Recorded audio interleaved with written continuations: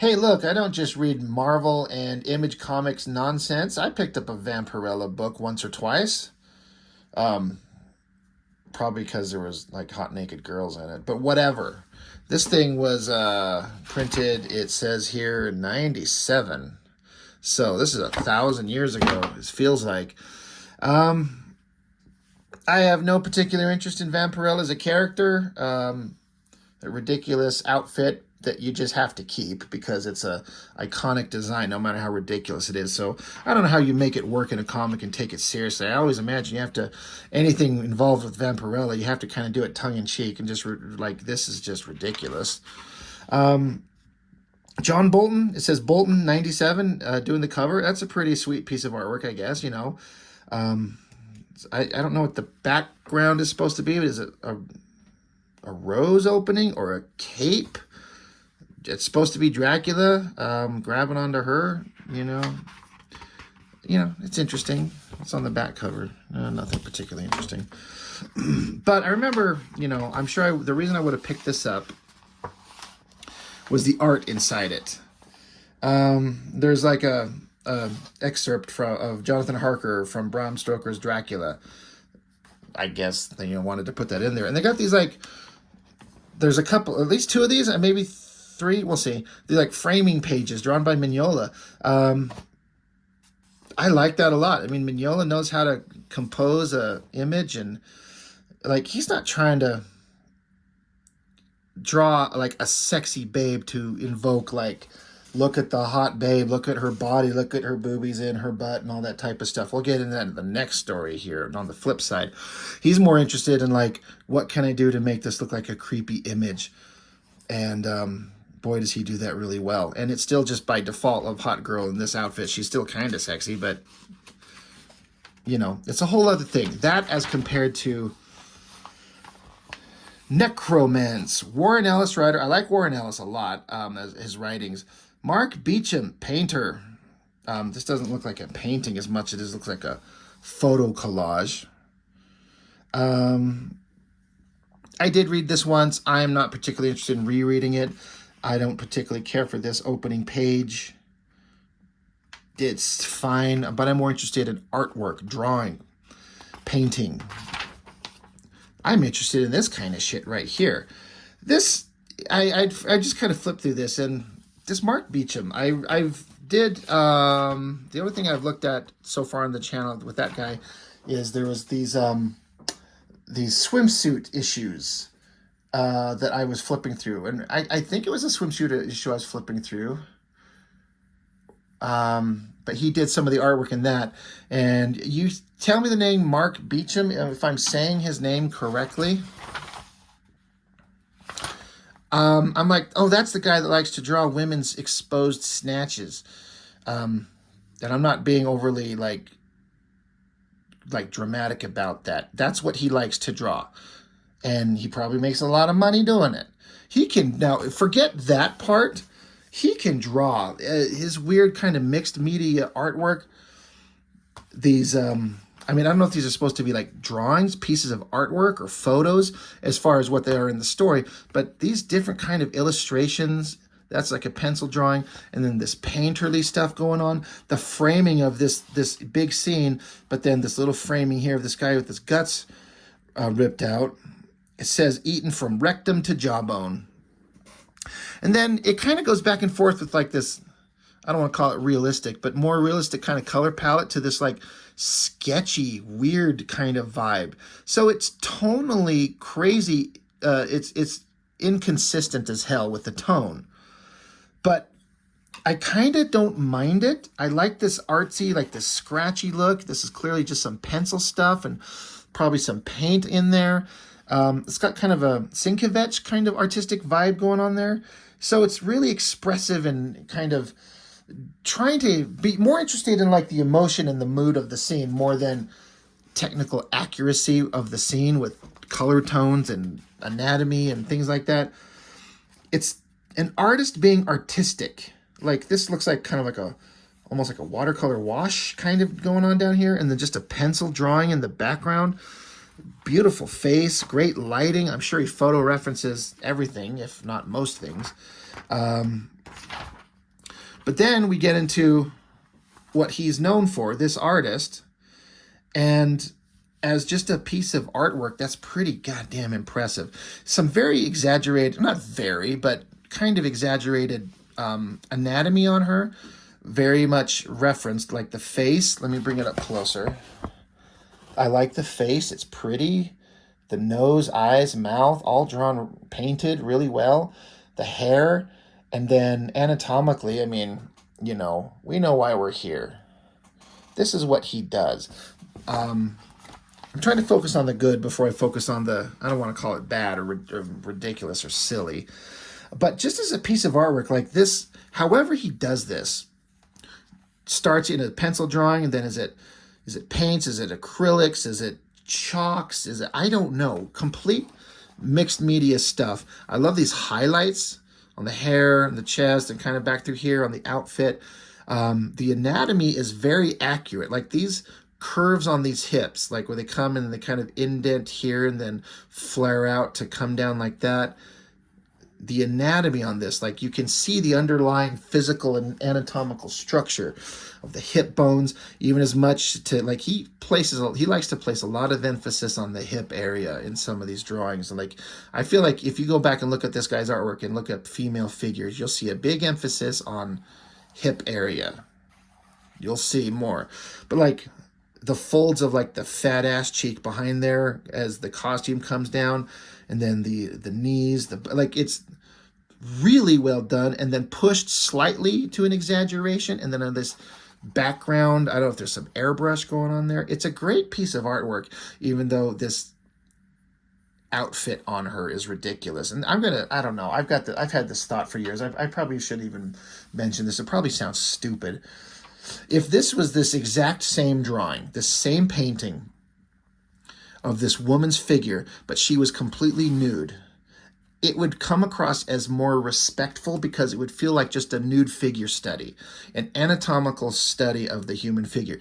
But when you put her in this sex outfit and then making sure to emphasize her nipples and then put in a little fold right down here in her snatch and these boots, it becomes like we're trying to sexualize it to make it titillating, which is fine because it's Vampirella, and I'm not saying that's bad, but I don't know if that makes any sense to anybody. If it was just because she's not in a pose that's graphic or insulting or just over the top stupid. She's just standing here. But again, if this was just a figure drawing of just a female figure standing here as a piece of art, but undressed, completely nude, it would feel less ridiculous as this one in this silly outfit. I don't know if that makes any sense. It probably just come across as a lunatic right there. But, you know, we're going to have all these opportunities to draw her like licking a knife. It's well drawn. You're going to show her sweet ass in those boots out there on the street in an outfit that's barely covering anything. All these guys are scoping her out. And then, of course, again, we know what we're here for. We've got a hand on that booty. Again, I think I mentioned I'm not particularly interested in getting into the artwork or the story. But I love this coloring. Again, painterly stuff going on. Weird, expressive stuff. Really neat. This is what made me pick this up. I don't care for the character, but the artwork. And even though I don't do this type of stuff, I don't do artwork like this at all. But man, it makes me stop and go, wow, that's neat. Now here we go. This shot is what this artist does a lot. Right there. He loves that part. And that might as well be a nude figure right there. Just because there's some color added to it. Like, that's a naked figure showing everything. Now, I don't mind, but and again, if you subtract the thoughts of the sexualization of the imagery, it's a good figure drawing and it's very anatomically accurate. So I'm sure this is 97. So what the hell, where do you find reference from pornography except magazines and movies that you can pause, DVDs or something like that to get this? I mean, I don't know. Does he have a live model that he can reference from? I mean, maybe, I don't know. Somebody tell me. But it's a good drawing. It's just purely from a figure drawing perspective. It's anatomically good. And then this is kind of the same as the one previous to it, where this figure of this girl is just a piece of artwork here. That's a great piece of art. So is this one. You know, it's pretty solid. So is this. The shadow on her eyes, the glowing eyes. I don't know if these wings are supposed to be metaphorical or real. I've seen some versions of her, Vampirella, where she actually grows giant bat wings. The hands, and again, he's paying a lot of attention to the anatomical figure, the curves of the hip, this outfit that's barely hanging on here, and he's going to emphasize that little like dividing line right there. Great piece of art, separate of the sexualization of it. It's a great piece of art. It's more of that figure drawing up here. I don't know why this needs to be there, but it's like he wants to draw porn comics. Another, again, I love this figure. A little exaggerated, like from a proportion standpoint. She's got a big, thick ass, which is fine, and kind of thin little legs, and I don't know if her head's kind of incorrect, like exact proportion, giant chest. But it's clearly referenced and then exaggerated to make it more interesting. It's a great piece of artwork. I love this little splatter of white, this highlight right up there. I'm going to bring it up close because I like to spotlight. That is a really well-drawn face. Looks fantastic. And like I said, that splatter right there as highlight. Got a highlight on her chest. There's a little bit on her hips, on the boots. Great painting of her face, the lips, the tongue, the blood. And then this panel right here. I don't know. I've heard this term metaphor. That springs to mind with her lips wrapped around that thing and then a look of shock on the reflection of the blade. I don't know. Maybe somebody could explain to me what that's supposed to mean.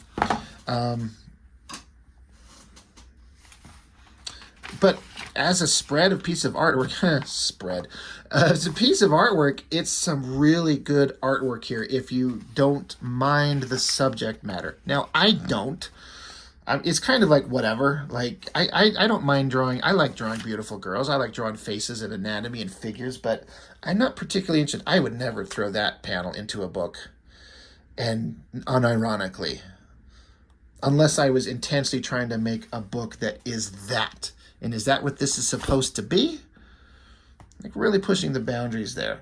But it's all great artwork, but it's subjective as to what's good and what's not. Get back more into some storytelling. We'll get back to this page in a minute, but this one right here, again, it feels more like some of that Sienkiewicz stuff where it's really expressive, sketchy painting that's barely more than a sketch with some color, but it's thrown as a final artwork on this comic. But it's evocative and emotional. And I love this face on the window pane, like rain coming down. Get just a basic pencil sketch and then a painting of a guy. Some really great drawing. This guy is a great artist. He can draw. He knows figure work. He knows anatomy, color, lighting. The most basic rough sketch you ever saw in a finished comic book. He was more interested in drawing this. And what is our guy interested in focusing on right here?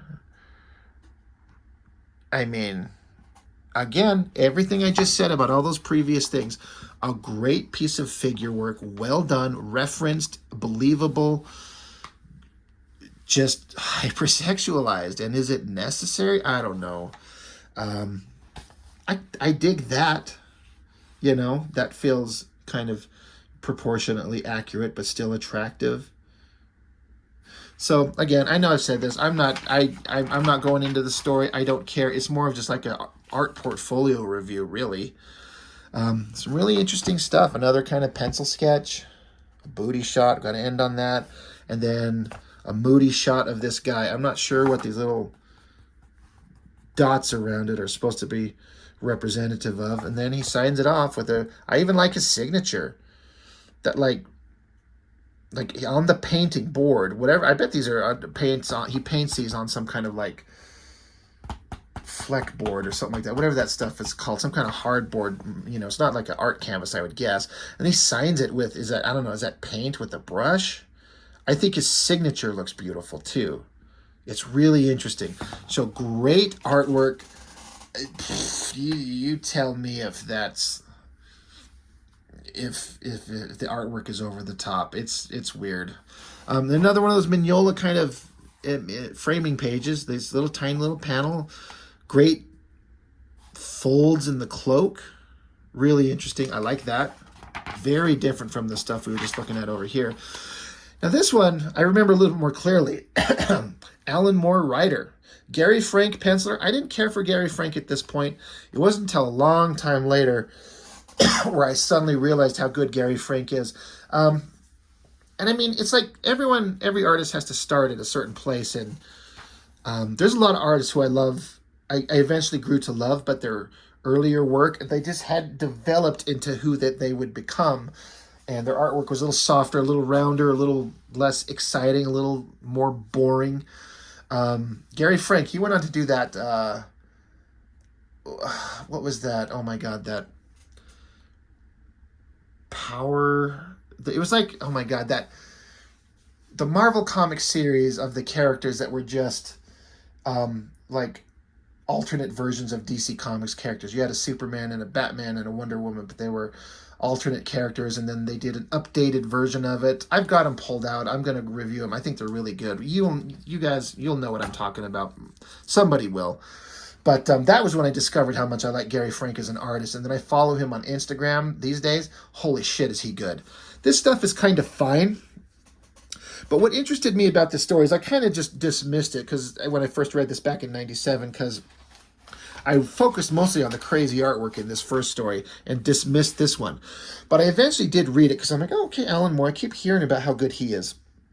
And the movie, Bram Stoker's Dracula with Gary Oldman, had been out for just a couple years. And that's one of my favorite movies ever. I think it's amazing. And so what I figured out about this story is it's a short story. Let's see, 1, 2, 3, 4, 5, 6, 7, 8, 9, 10, 11, basically a 12-page story of like a modern-ish retelling of the Dracula story in the most basic level. You got this guy Harker, but he's not Harker. It's a different name. They mention it somewhere. But this guy's traveled to a foreign country, and they're talking about how war has kind of devastated this place, and it's just not awesome. And let's see. Yeah, there's this guy, they call him Mr. Dragonson, wants to emigrate to America. So he's on a flight to New York right now. But this guy who come here to his home country, this devastated foreign land in Europe somewhere, it's basically the story of Harker traveling to Transylvania. And then there are the 3 women who are like the 3 vampire witches that kind of keep control over him, which is what's going on here. So if you know the basic story, he was kept under the submission of these vampire witches who kept him drained of blood and weak while Dracula himself travels to America. So but it's written by Alan Moore, so it's done in this very different, interesting way. But what got me to read it was having I really loved that movie, and so I'm like, oh, this is kind of a retelling of it. So I sat down and read it and found myself enjoying it. This was an interesting thing of well, that's getting into some naughty stuff. But it's just following that Dracula story. Some of the coloring, it's good, but there's some places where they take it to a little bit too much of an extreme. Like the coloring they did on this panel here. Some weird stuff. But kind of like in the movie and in the story, he's trying to get away from these vampire girls, and he sees this shadowy shape, just a shadowy kind of cloak just ooze out the window and disappear, and the girls have him. I mean, you tell me the imagery there. This guy lying on the ground, and they're all just, it's just a awesome 4-way going on there.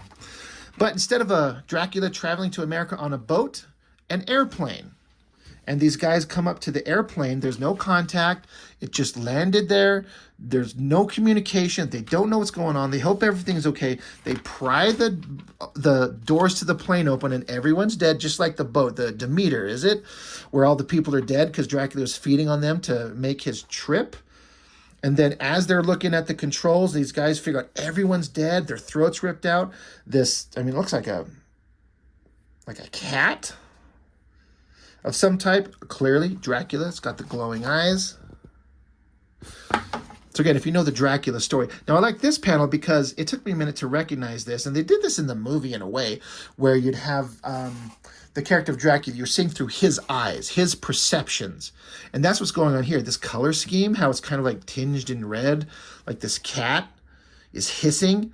There's all these really subtle storytelling things going on in Alan Moore's scripts. We all, if anybody's paid attention, you know that he writes these really detailed scripts describing almost everything. Here's the panel, here's the angle, have a cat screeching because we're seeing it from the perception of the character. It's not like written Marvel script where it's like, do this general plot, just draw it in 20 pages and then hand it back to us and we'll script around it. Alan Moore gives very detailed scripts.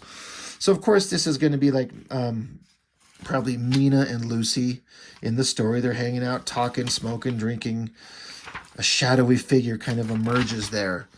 We cut back to the guy, the Harker stand-in. He's getting up and is cutting back and forth between Harker, whatever his real name is, I can't remember. He's sitting here saying, after I've done it, I sat and shook. I just murdered 3 women. Things like this don't happen in my world. But it's following that Dracula story. But the girls, like there's this shadowy figure coming after them. It's just out of sight. You don't see it. You don't see what's going on. So cutting back and forth. You know, he gets a leg from the chair, murders the vampire girls, and then he gets away, basically like the movie. The shadowy figure grabs the girls, throwing them around. It looks like one of them gets killed here. There's blood. This one's just a shocked look on her face. The guy, he's on a plane. He's coming back to America. This girl's got her throat ripped out, so Dracula fed on her. And then the shadowy figure is just diving on her, just getting her up by the window. She's hanging onto the curtains. And our guy, he's finally made it, running up across the street. Mia, he's yelling her name instead of Mina, trying to get in there.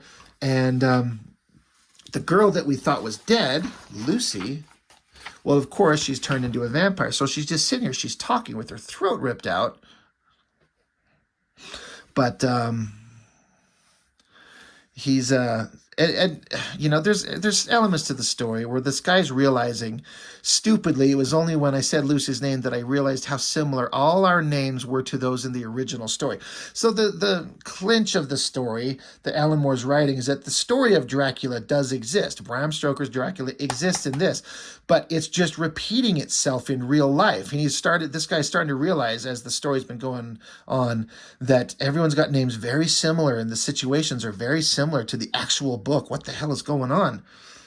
The original story, he says, dear God, listen to me. So then the girl, who's a vampire, she dives at him, and there's this like glass, I'm guessing like ashtray on the table. So she's got him down. He grabs this thing and smashes it into her face, presumably kills her, because they did cut her head off in the story, so that's probably something what happened there. So then he goes off looking for Dracula. He says it wasn't hard figuring where they've gone. He stood at a bar with a bunch of the kids, all listening to him. Mina wasn't with him, except Mina was with him, except she wasn't Mina. And when I saw her, I knew Mina was gone. Dear God, did I say Mina? I meant Mia. So this is like a bar, and it looks like it's supposed to say the crypt. When it crashed through the door, I was weeping. I was screaming. Look at the bar. Look at him. He's Dracula. You're talking to Dracula. So they're in this goth bar. And he's like, that's a fucking vampire. That's Dracula. And no one gives a fuck. They know. They don't care. So the Harker character, Halloran, instead of Harker, it's Halloran. He's like a wall of white face and patchouli and indifferent staring eyes. They didn't care. It's America. It's 1997. It's Dracula. Why not? Why not? They took me outside, kicked my ribs in, and dumped me here.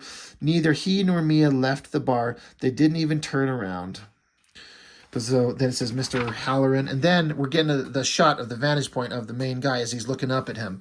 He's like, we're just off. We have traveling to do. So sorry about what happened inside. It really was very good of you to arrange my flight, you know. I suppose you must have killed Eloise and the other vampire girls. He's like, And the guy's reaching up. He's like, are you real or are you a story? He's like, haha, he laughs. Oh, I'm a story, Mr. Halloran, a rather old European story, endlessly retold, and I lose little in translation. Good night to you, Mr. Halloran. Come, Mina. He says he called her Mina. They walked off together, her and the new European, into their new American story. The modern knight doesn't care. The modern knight is asleep. To him, defenseless, just asking for it. Why not? So, a weird take on the Dracula story with a weird twist on the lore, as only Alan Moore could do. I found that to be an interesting story once I understood it was like a retelling of the Dracula story itself. Another great Mike Mignola drawing. Very interesting. Then we get into this one, Vampirella versus Dracula, written by James Robinson. David Mack does the layouts. Rick Mays, pencils and inks. Wildstorm Effects, color separations. Why is Wildstorm Effects doing the Harris comps? I mean, who cares? This one I didn't care for too much. The artwork is good. I mean, this Rick Mays, I sort of know him. I don't know what he's done. I don't know what it's... I don't know. I'm trying to remember what he's done. But I guess... this guy, whoever he is, he's sitting across from Bram Stoker himself. Like, you're really Bram Stoker? I can't believe I'm sitting by you. The guy's like, I'll be known in your time then. My work will live on. So how these two writers and where they're at, how they can have... I mean, this is a place, a library where creative people go. Within the collective subconscious, this place is a crossroads, a place where writers and artists and thinkers fuel their passions. Well, I guess they're trying to say this is a place where different creators of different eras can cross paths, I guess. So the writer, Bram Stoker, is saying, what is a movie? He's like, it's a moving photo. A photo? Oh my God, they didn't even have those in your era. You know... they're sitting around, and then Vampirella's here with Dracula. I don't know. I'm not going to try and explain the story. Artistically, this is all very fine stuff, but I prefer the other ones, especially the first one. Even though, I mean, this is just as a ridiculous outfit with the giant boobs and the ridiculous outfit. It's not as sexualized, but it's from an artistic standpoint. I prefer Beecham's artwork from an artistic approach. This is all fine stuff. These faces are kind of interesting. I mean, this guy's obviously really talented, but it's not as appealing to me. Whatever the hell they're going on. They're having this conversation back and forth, and Vampirella and Dracula are fighting. She's gonna bite him. He knocks her off, and so this writer reminds her to fight Dracula. He's like, paper is wood pulp, Vampirella. Paper is wood. So she's able to take a book, rip it up, and as they go blasting by each other, she stabs Dracula in the heart with paper, like a stake to the heart, because it's paper, because it's wood, right? I like the shot of him kind of bursting into flames. Like I said, I significantly less cared about this one. And then this drawing, I mean, she kind of looks like not a kid, but like, it's just so weird. This costume doesn't work, but you can't change it. I don't know. I didn't care for this last story too much. And then there's an interview with Alan Moore, which... You know, there's no such thing as an interview with Alan Moore that doesn't have at least something interesting, but it goes on for a little bit. So that's kind of a fun little backup. And then some other pieces of artwork that are fine. I think this is one of the pieces that really had Adam Hughes, had people like lock into him. It was like, holy shit, that guy draws some hot babes. And this is his old work. He's another one of those artists like I was talking about with Gary Frank, where their older work I didn't care too much for at all, but as they progressed on, I got really into it. And this is a perfect example. This is right when Adam Hughes' work was changing from this softer, rubberier, rounder kind of style to a little bit more defined look. I don't know how else to explain it, but that is a classic drawing. I mean, I hate to say that he knows how to really draw boobies really well. They look like soft things that are being held up in an outfit but are kind of hanging down. I mean, it's an anatomical thing that's hard to do. Anyway, Vampirella, Dracula the Centennial. What a weird thing. But some decent artwork, depending on what you think about the subject matter on some of it. But yeah, that's all I got. So, thank you for watching as always. I appreciate it, and I'll see you next time.